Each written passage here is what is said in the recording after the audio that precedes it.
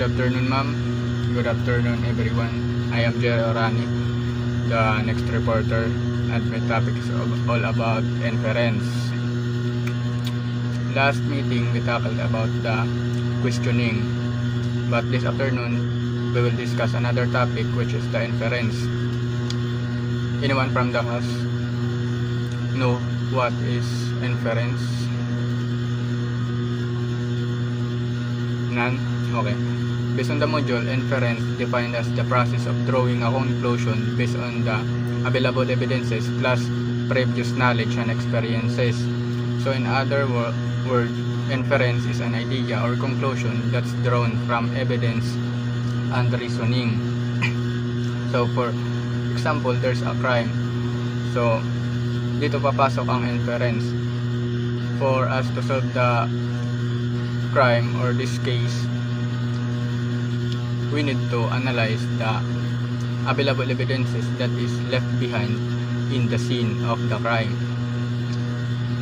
So by analyzing the evidences, we can solve the crime and we can draw an idea or conclusion on what is really happened to this victim. So that is the inference. So, do you get it, class? Okay, next is the inference questions. So what is inference questions? So inference questions involves reading between the lines. What do you mean by reading between the lines?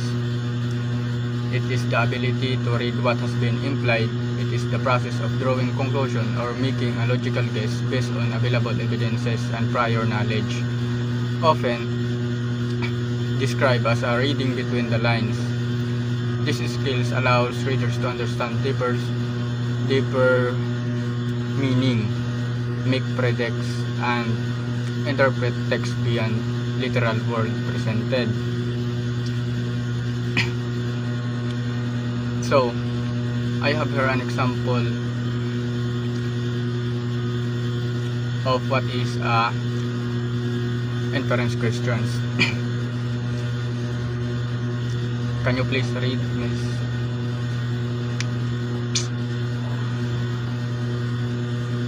Okay.